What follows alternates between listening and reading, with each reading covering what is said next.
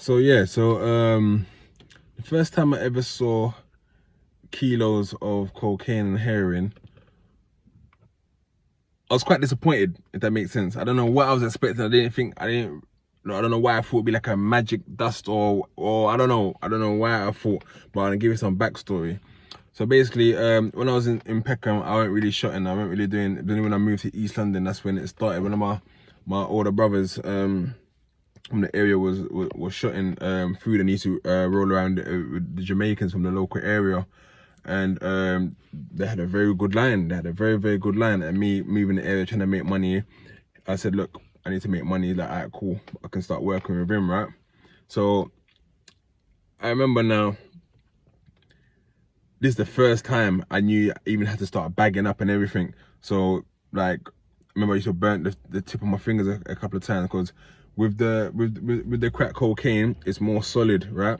We used to get these little scales, put it on there, and back in the day, those days, used to be 0.3 for £20.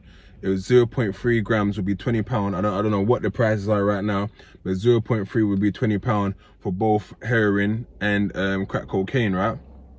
So crack cocaine was more solidified. It was hard, and you just used to cut it using a knife or even a razor. Just cut it and then weigh it, and then when it's there, you bag it up. You pull it into like a little no, you know what you should do? You know what I used to do? We used to buy latex gloves. We used to buy latex gloves, and then we'll cut off the tips right there. Cut off all the tips at the end right there. Yeah, we'll cut off the tips, and then we'll get the, what do you call it?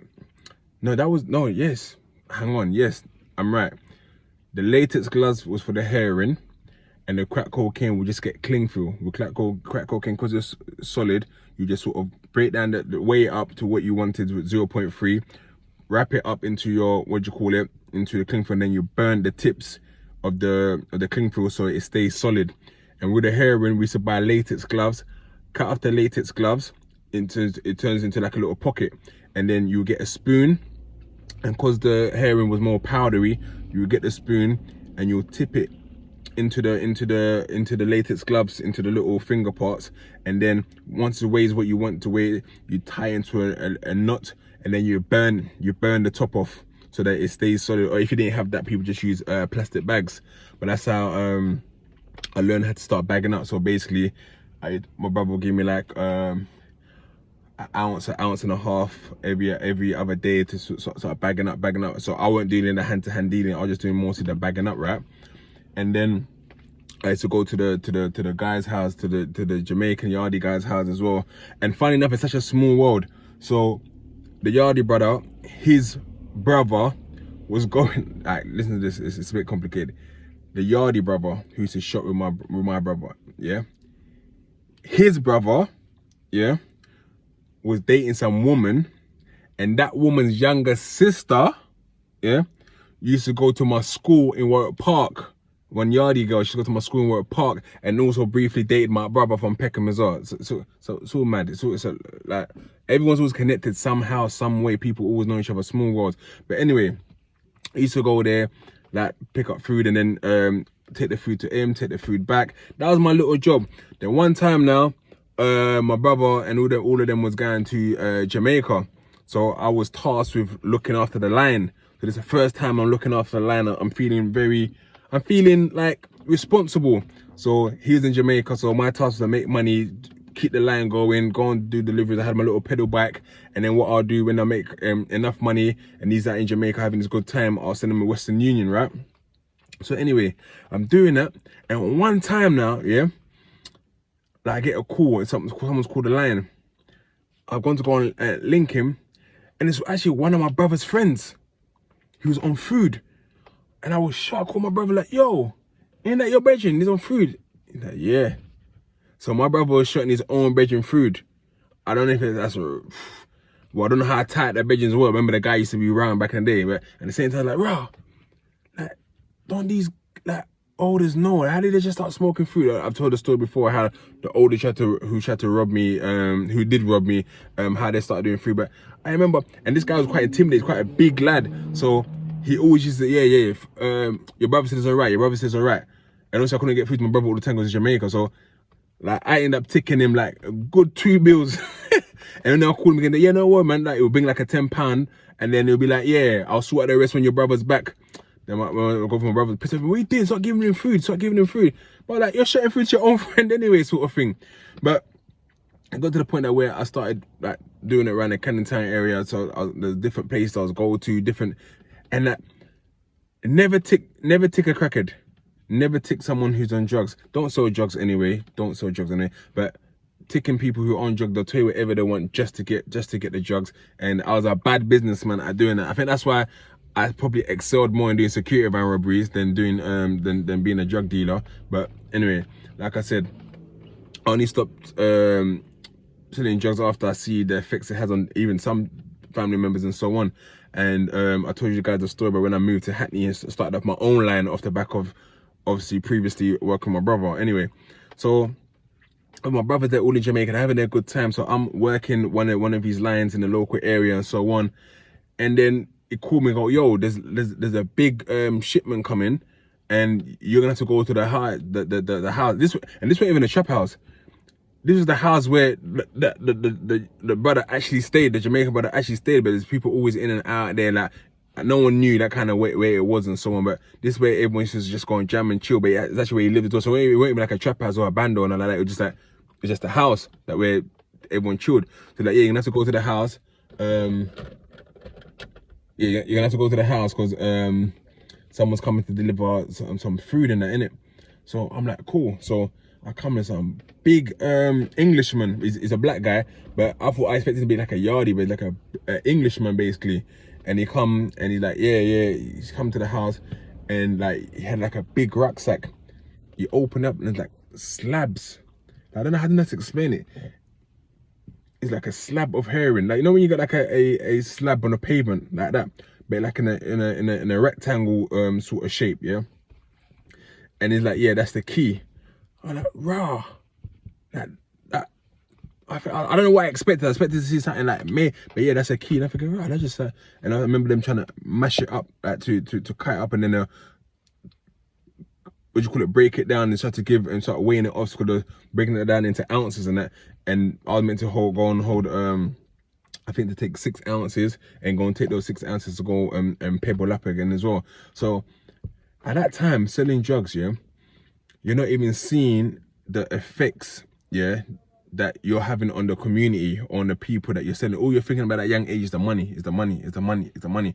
I remember going to shot to people. I remember one guy, like, he wanted to have a tester first. I remember being in the living room with him and he's putting the heroin on a spoon and he's burning it and all that. And I'm there trying to cover my mouth to just make sure I don't get the thing. I didn't try and get high off that as well. I wasn't trying to get high off that. But you don't see the effects, how dependent these people are on it. It's mad. It's mad. But at that young age, you don't see it. You're thinking, wow, I'm a shotter. I'm a dealer. I was so excited about it. Like, yeah, telling man, yeah, I'll tell girls like, yeah, I shot food in it. Then obviously, as you get older, you see the consequences, that the poison that it is. And don't get me wrong, yeah, people are gonna smoke whatever, and it's not gonna stop, right? But I always think to myself, like, how do more and more people become crackheads or heroin addicts? Because we all know the stuff that it does. How do someone just think, yeah, I'm gonna try it now? I know that. Do people actually think, oh, you know what, I'm untouchable, I'm indestructible, like by me taking this food, it's not gonna change my life, it's not gonna change anything? I don't know. But anyway, so obviously I've gone back to pebble up all this food and that, and I'm trying to shot. But I was 17, so I wasn't trying. Yeah, so my storage ran out. Man, my storage keeps going quickly. But anyway, so my brother's come back from Jamaica, and his line's kind of dead now because I ain't been looking after it properly because I can't keep up with all the shots that he had and so on. And before long, obviously, so I moved out of their place and I got the place in Stoke Newton. His other house had another place in Stoke Newton, and that's where I started trying to sell a little bit of weed and knew how to start building my own line per se, right? And then obviously from that moved into doing security van and cash box robberies and so on. But what I would say, that those tools have allowed me to now see how easy it is to create your own businesses, as you guys saw with Bob's Tubber, right? I managed to find and obviously it's not just overnight you start a business or it'll pop off. I've had to build my Instagram following over the last couple of years. So I started with everyone else. I had 1 follower, 2 followers. You know what? I'll shout out Made You Think as well, because he promoted quite a few of my things, which sent people more back to my page and people following as well. So a lot of times blogs can also actually help push your message out there. But from the back of that, when I built up my Instagram following and YouTube following, I put out, you know what, I'm gonna sell what do you call it, Congolese food, and through the back of that, using that same skill set of going to buy the product, breaking it down into different boxes of taba, plantain, rice, and also got my clientele and do deliveries. The same sort of ethos and same sort of work ethics, just about trying to find what you're good at selling. There's always a service there that people need. There's always a product that people need. For example, two of my sisters have started doing their own delivery business. They started off, yeah, what I was saying, 2 of my sisters now started their own delivery business. So every weekend, they're picking up people's parcels and gonna deliver it elsewhere, and not food parcels, legitimate parcels. And even when I can't be bothered to do my Sunday deliveries, they do my deliveries for me as well. There's always a way for you. Yeah, man, this phone's had enough. This phone's had enough. But what I'm trying to say is that the same skill sets that you use for the roads, if you really think about it, you can also apply it using the right knowledge, right research to make yourself legitimate. You can make yourself legitimate. And those people who have been doing road, is like, how long are you going to keep doing road for? There's a cut-off point. There's a time when it's not in the word. There's time you're going to get nicked and you're going to spend that time in jail. It wouldn't even make sense. You was better off working. Don't get me wrong, there's some people that's flipped it and done well. But how many of those people are there? There's a few who have, but how many of them are there? I'm not here to be your dad, your brother, your uncle, to say, no, do this, do that. I'm just saying, look, think outside the blocks. Think bigger. Without having to look over your shoulder like, shit, them men are trying to rob me. Oh, shit, the police are coming. Oh, fuck the ops. I'm just saying there's smarter ways to do things. By all means, you want to continue doing what you're doing. Who am I to stop you, right? I'm just trying to make you think about the different other prospects there is out there for you. Anyway.